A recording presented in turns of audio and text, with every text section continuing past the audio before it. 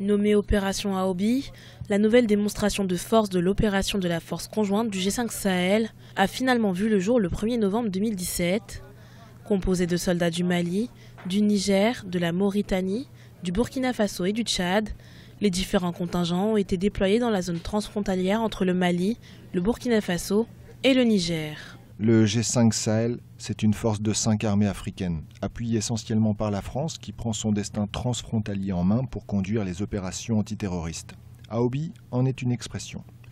L'enjeu ici, c'est que le Burkinabé comprenne qu'il a le même problème que le Malien et que le Malien comprenne qu'il a le même problème que le Nigérien.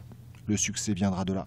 Créée en juillet 2017 en réponse au terrorisme et au crime organisé qui gangrènent les États membres, la force du G5 Sahel se veut complémentaire de la mission de l'ONU au Mali, composée de plus de 12 000 hommes et de Barkhane.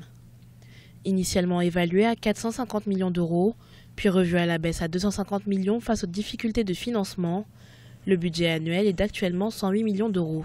Un budget jugé insuffisant qui oblige l'opération à attendre jusqu'en mars 2018 pour atteindre son effectif maximal de 5 000 hommes.